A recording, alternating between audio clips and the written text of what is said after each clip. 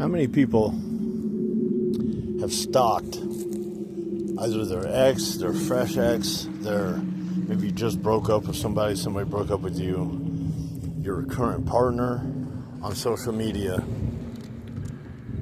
and interpreted whatever's going on social media, use that to tell yourself a story about what's going on in your relationship. I have, and don't tell me, like, I'm a grown-ass man, I can tell you I have. I've been in that anxious spot before. So don't tell, like, a lot of people try to act tough and shit, but I know there's a whole bunch of people out there. So I pulled up some statistics. I had to write them down because there are so many fucking... It was interesting enough I had to write down. I didn't want to get it wrong. So social media, big social media came out in 2007. Since then, we have had more mental health diagnosis. Anxiety and depression have skyrocketed. Medication, SSRIs, stuff like that for depression and anxiety have skyrocketed since 2007. Look at the fucking data. Data doesn't lie.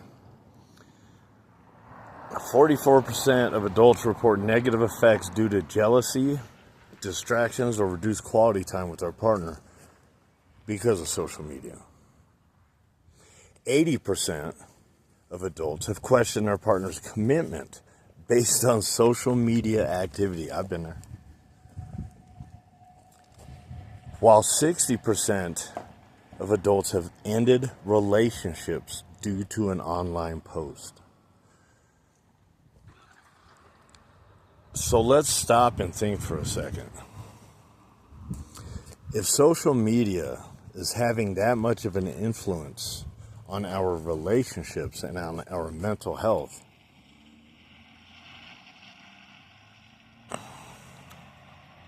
what, and it keeps getting more, right? We keep getting filters. It keeps getting more intricate. Social media keeps... You got shit on social media where you can hide shit.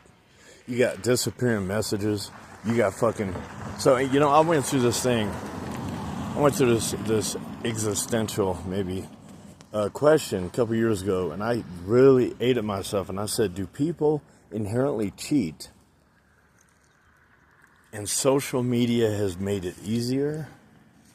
Or has social media caused people to cheat? Because a lot of people like to blame social media for causing more infidelity. But I have learned since then that people are just people are shit. A lot of people are shit and they're going to fucking cheat, and social media has made it a lot easier. If you think about before social media, right? You had to meet somebody in a fucking grocery store or something. Like, how the fuck you doing that? And you'd call them on the house phone before cell phones. So... infidelity rates have skyrocketed since social media, but that's just humans being fucking humans. Another couple statistics I want to throw out there. 60% of adults have reported mental health problems due to social media with over 3 hours a day, 3 hours or more of social media a day. And 63% have reported lower self-esteem.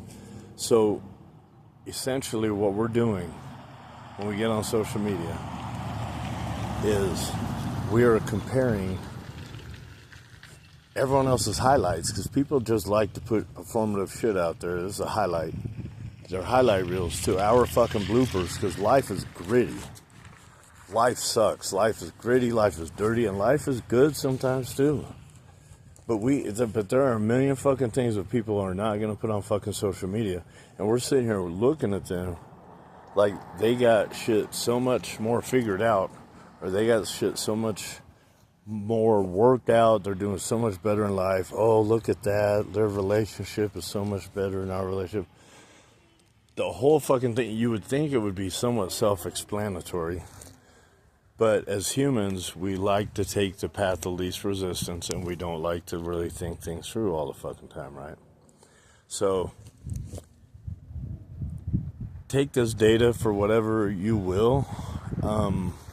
I think social media is very good, very, very good platform. I am pro social media for several different things. For getting information out, for reaching out to people and having a wider reach of people.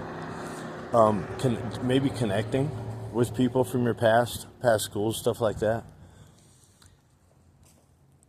Putting ideas out, but then the flip side of putting ideas out, or people are putting ideas out they know nothing the fuck about.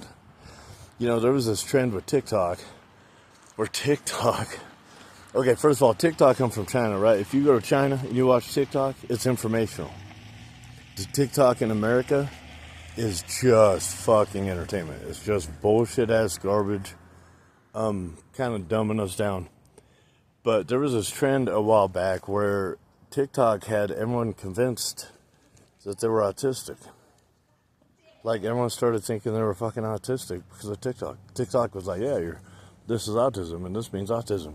And then we went to the ADHD thing, right? And we're still there. I still hear people just diagnosing each other with ADHD.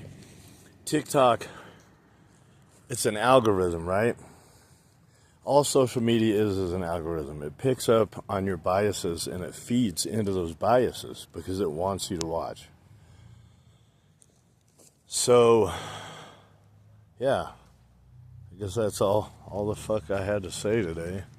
It's kind of a slow, boring day. I did a quick fucking job down the street. I am actually looking into buying a vehicle, putting it down. I'm saving for a down payment on a vehicle right now, so I'm trying to do bigger things in life. Business is growing. I just picked up another regular customer, so everything, every rock, every tiny pebble you throw into the lake of life, whether negative or positive, comes back as a bigger ripple.